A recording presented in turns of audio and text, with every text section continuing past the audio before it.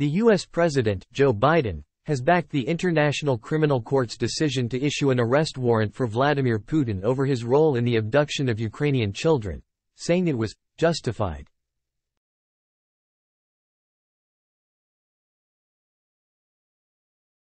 Germany's Chancellor, Olaf Scholz, was among other international leaders who welcomed the decision, saying on Saturday yesterday that it showed, "Nobody is above the law."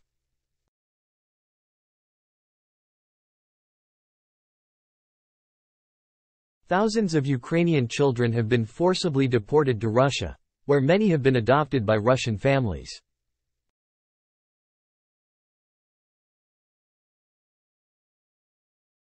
It is just one of many crimes, including torture and the deliberate targeting of civilians, for which Ukraine wants to see Russian soldiers and politicians held to account.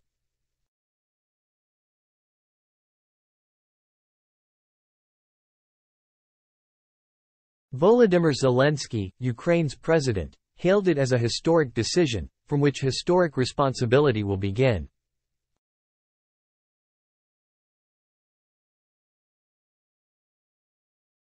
The warrant is unlikely to lead to a trial.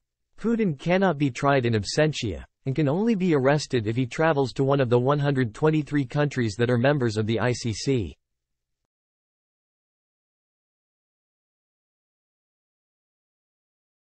Russia, Putin's key ally China, and the US have all declined to become members. Biden acknowledged this, even as he said the warrant made a very strong point.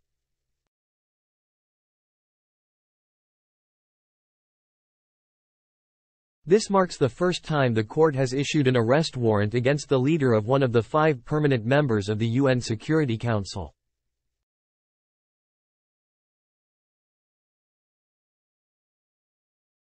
Putin will now be labeled an alleged war criminal for the rest of his life by the court responsible for investigating some of the most serious violations of recent decades.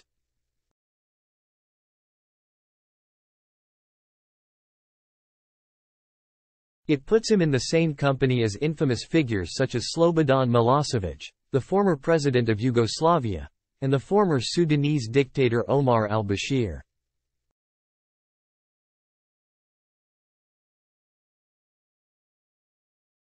At a time when Moscow is seeking to win support for its war, or neutralize backing for Ukraine, among countries in the Global South, it will potentially limit his travel.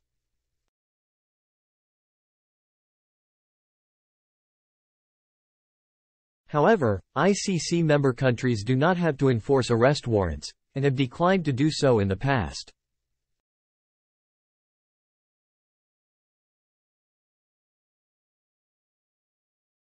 The warrant, along with one for Russia's Commissioner for Children's Rights, Maria Alexievna Lvova-Belova, also sends a strong message to other senior Russian military and civilian officials who are playing a role in the war.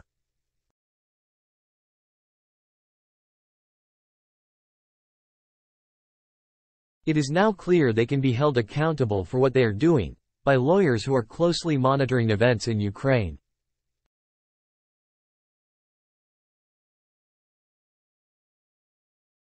Even if Putin's government protects them at home, at the very least their travel could be severely restricted if they appear on future warrants.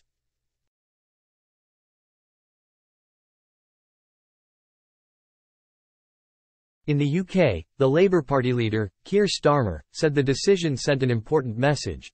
There will be no hiding place for Putin and his cronies, and the world is determined to make them pay for what they have done.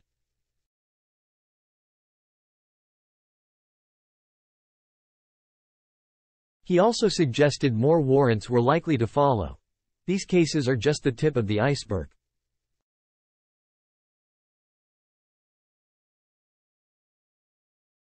Russia has denied committing atrocities, and in Moscow the arrest warrant was met with predictable outrage.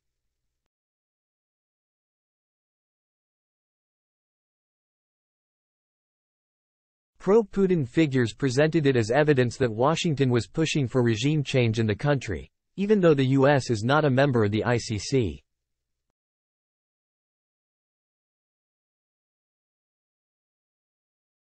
Yankees, hands off Putin, the parliamentary speaker, Vyacheslav Volodin, a close ally of the president, wrote on Telegram.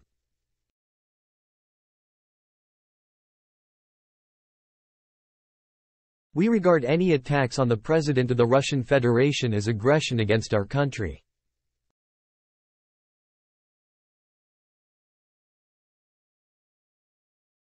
The warrant is likely to bolster the standing of pro-war Russian hardliners who have sought to present the invasion of Ukraine as an existential battle for national survival.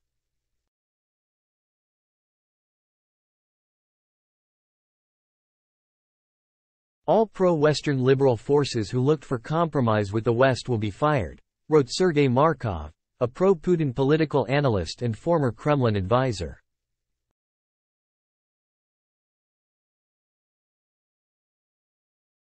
The Kremlin's only path can be that of a military victory.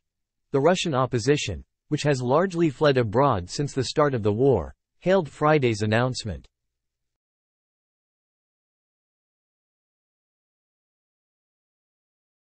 Yes, it's a symbolic step. But what an important one, said Leonid Volkov, a close ally of jailed opposition leader Alexei Navalny.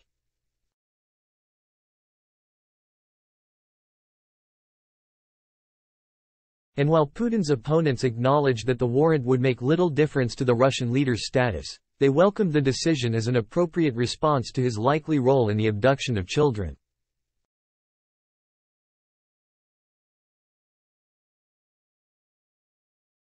Now Putin is truly an international pariah, Ivan Pavlov, a prominent Russian human rights lawyer, told The Observer.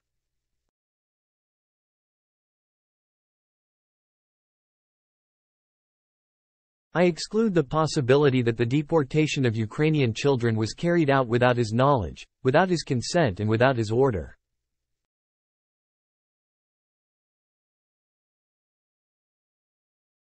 Quote,